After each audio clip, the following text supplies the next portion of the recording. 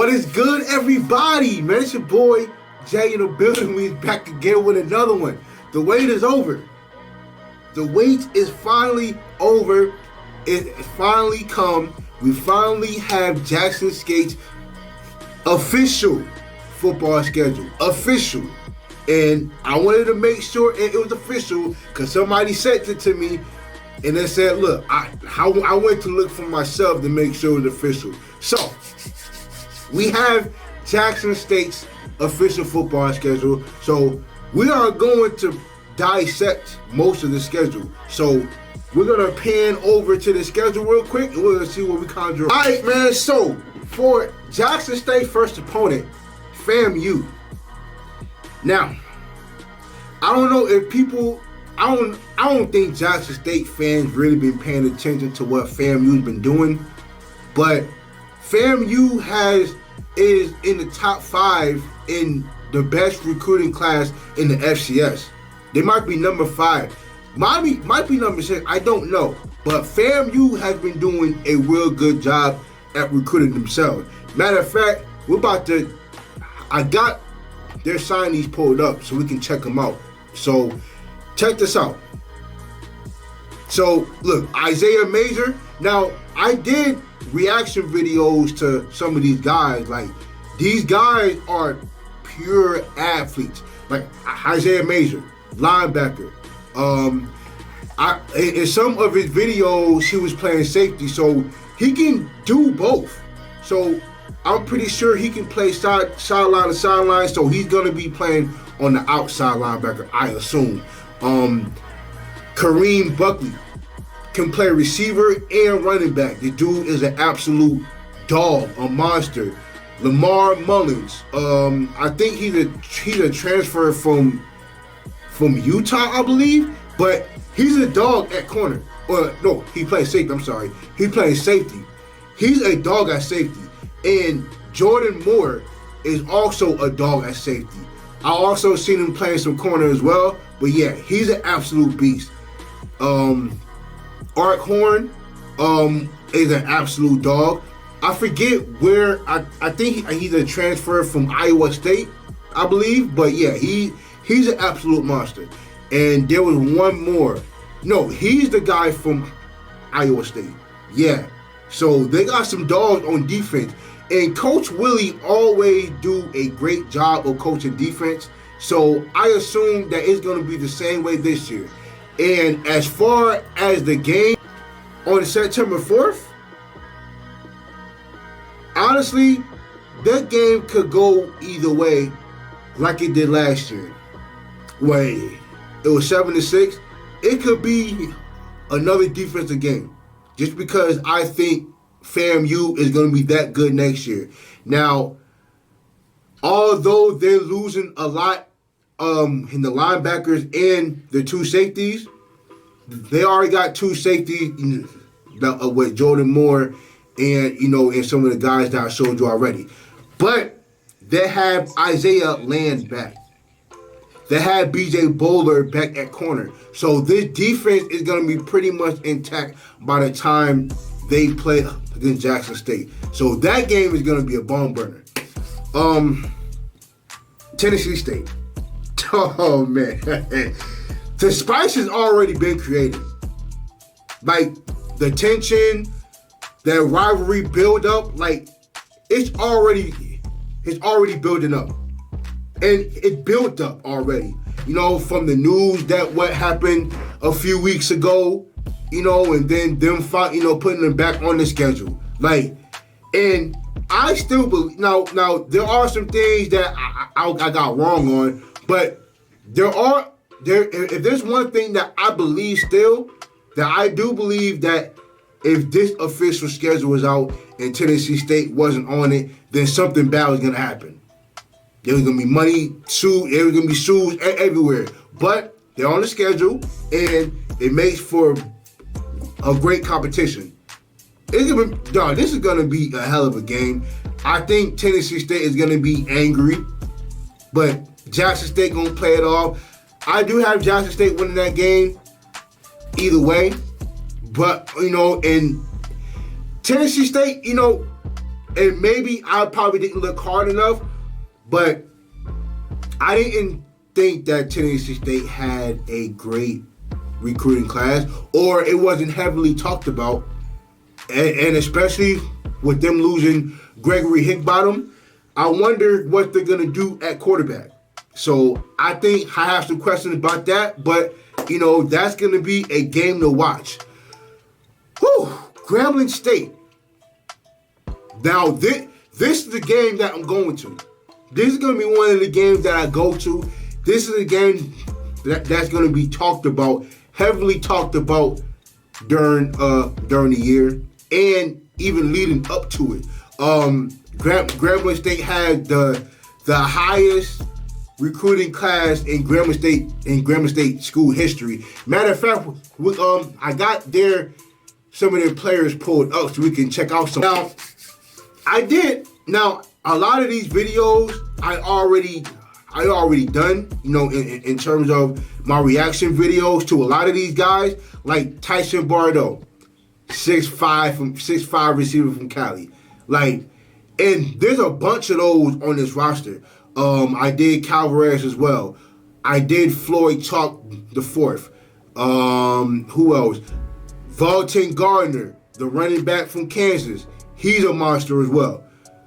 Let's see who else. I didn't do a lot of the linemen, I don't think, but I am going to do some of those linemen.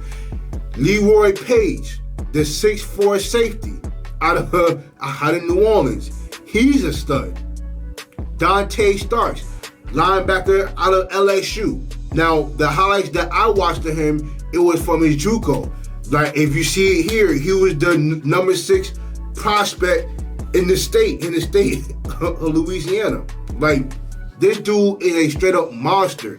And I wonder, look, their defense I think their defense was good last year, but a lot of these guys that are coming now are just reassurance of how good the defense is going to be. And I'm not even going to check about their offense, because their offense is going to look totally different. It's going to be totally different.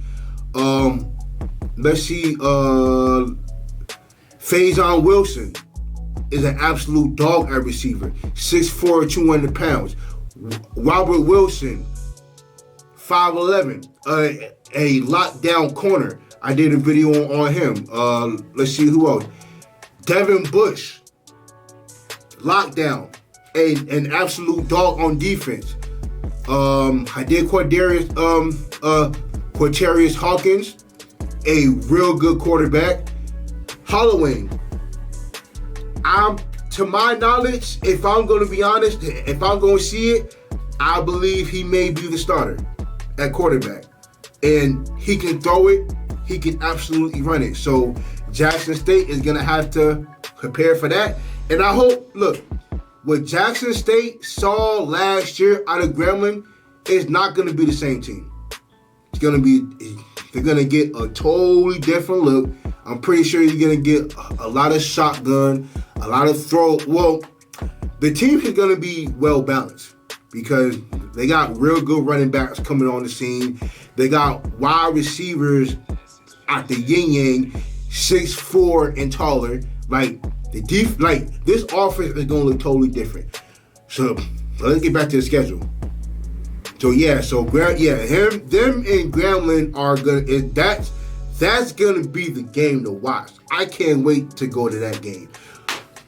We're gonna skip past Valley State, although that is gonna be a good game. Valley State is gonna look totally different. That team could be the best that it's been in the last 15 years, to say the least. So that's gonna be a good game to watch. Alabama State. Now, I am going to give them credit for this, though. It's a ballsy move, and I get it. They're looking for a good attendance on that Pacific game because it's a home game for Alabama State. But for y'all to schedule Jackson State on your homecoming is a real ballsy move. But like I said, I absolutely get it. You guys want the attendance, and y'all know that y'all gonna get the attendance if y'all have Jackson State at y'all stadium. I know what I know what goes on there, but that's a ballsy move right there. That's a ballsy move right there. I'm not gonna lie to y'all. Like, that's a crazy move, but y'all are gonna get the attention. Y'all will have a packed crowd. So I do get it in that aspect. Y'all are gonna make some money that day. There's gonna be a lot of people. So homecoming, I'm pretty sure is gonna be lit at Alabama State. So I absolutely get it. Bethune-Cookman, Campbell. Campbell. That's the game. That's another game right there that everybody gonna be looking at. Now, with Jackson State being the #1 recruiting class 2 years in a row, you got Campbell with the #2 recruiting class in the FCS. I got a chance. Now we're first gonna look at their schedule from last year and what they did. They finished 3-8 last year. They lost to Liberty 48-7. They lost to Elon by 1. Elon is a good team, so that was a good loss. Now, I'm gonna say this: anytime you can put up 70 on a team, no matter what team they are, and you get a shutout to go along with it, that's a pretty good football team. I don't care who you play. If you're playing a college football team and you put up 70 and you get a shutout, that's a pretty you are a pretty good team. I don't care who you play. But let's get on to it. They beat North Alabama down the schedule. They beat Gardner Webb pretty good. Lost to Kennesaw. They were 11th ranked team at the time. Lost to James Madison, who was the 3rd ranked team at the time. They lost to Hampton on senior day, and they lost to Robert Morris in overtime. So look, that ain't gonna matter, because for them to have the #2 recruiting class after them having a 3-8 record, that speaks volumes to the coaching. It ain't got nothing to do with the players on the roster. That has everything to do with coaching. That has everything to do with the coaching got some game. For them to pull that off after having a 3-8 season, that's absolutely dope. But let's get into so here are some of Campbell's commits. Now, I know it's probably not going to show all of it because 24/7 is crazy like that, but here's some of the signings. So they got Miles Rosser, 4-star. How the hell they pull that off? That's insane for them to 3-8 team. You pull a 4-star. Eric Weldon, okay, so another safety, quarterback, okay, 3-star. Paul Hudson, another 3-star. So they got a lot of 3-stars on this roster. So that's pretty good. From a FCS team to have this many 3-stars is a real good thing. Paul Hudson from IMG Academy. Okay. Amari Clark, 3-star receiver. So this is a real good recruiting class. And for them to pull that off, I don't know how Campbell pulled that off, but that's dope. That's absolutely dope. So that's gonna be a hell of a game. So Campbell, that's gonna be a game to watch. Can't wait to see how many of their recruits are actually gonna play in that game. It's gonna be something. But got Southern. Jackson State should not sleep on Southern. Like, I don't really have too deep of a thing to talk about, but they shouldn't sleep on Southern. I think the defense is going to be just as good as it was last year. Especially with you got Jordan Lewis on one side and you got Greathouse on the other side. So I do believe Greathouse is going to play a lot. I do think Southern is going to be a really, really good team. So Jackson State shouldn't sleep on them. You got Texas Southern.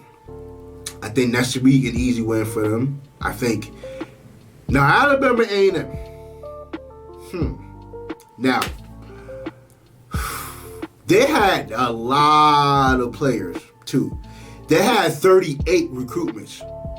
They had I think they were in the top 10 in the recruiting class. And they also were the number one class. They had the number one transfer class in FCS. We're also going to look at some of the guys that they got on the roster. So now we are taking a look at some of the transfers that Alabama A&M got. So we got Marquise Benson, 4-star recruit from Illinois. Don Turner, 4-star from Arkansas. I just dropped I just dropped a video of me reacting to his tape. You got Marcus Douglas, 3-star from Kentucky. I do have this video. I meant to drop that pretty soon. Charles Bell IV from Marshall. Ray Curley from Arkansas. Let me see who else. I did Isaiah Cox. That boy's fast. That boy Isaiah Cox is fast. Y'all better, Jackson State better watch out for him. Let's see what. Gerard Williams, the guy right there, the quarterback. I've seen I watched his highlight tape too. Yeah, he can throw it. It was actually his highlight tape from when he was in Miami at the time. I know it says UCF or South Florida. It's either South Florida or Central Florida. But I did watch his highlights from when he was in Miami. He can definitely throw it. So I don't know.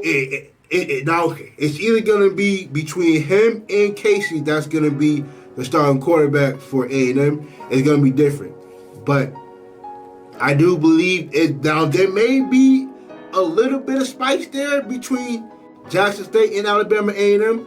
I don't know, but yeah, I think that's gonna be a real good game as well. I can't wait for that. So let's go back to the schedule. All right, so yeah, and then you got Alcorn. I think that's going to be a win for y'all too. So, now, I know what, fans should be thinking. I think fans are thinking what I'm thinking. I do believe that judging by this schedule, Jackson State is going to be favored in every single game. They're going to be favored. If I'm looking at the schedule, going by the schedule, they're gonna be favored in every game. I don't see why they won't. They're coming off of one of their best seasons in school history, coming off of a SWAC championship, and they're coming into this season with more talent than they had last year, with being the number one recruiting class in the country. In FCS, of course. And I do believe that, that this could be a championship or bust type of season, if I'm being real. And I don't mean just in the SWAC either. Like, I'm talking about the HBCU championship, if you ask me. Especially with them being ranked in the top 15 in the country, and then having this schedule. I'm not saying it's a cupcake schedule. It's not a cupcake schedule by any means, especially when you have Tennessee State, who I do believe will make a game out of it. I think Campbell, with them having the number 2 recruiting class in the country, they're going to make a game out of this. And then with the SWAC being as good as it is, with a lot of talent coming in the SWAC, I don't think anybody in the SWAC has a cupcake schedule. So I'm not going to call it that. It's just that everybody else got to get on the game. And you can only play with who you have on the schedule. Now, I did think that they was going to have at least one FBS team on the schedule. I did I thought that was gonna happen, but I'm not too mad at the schedule. But I do believe that Jackson State is gonna be favored in every single game. But this game against FAMU is gonna tell me a lot. Well, defensively anyway. I think on offense, look, if the offense struggles against FAMU, I ain't gonna be mad about it. I think they're gonna be fine because, look, FAMU defense is gonna be absolutely amazing like it was last year. So I don't see that being a high scoring game. I don't. But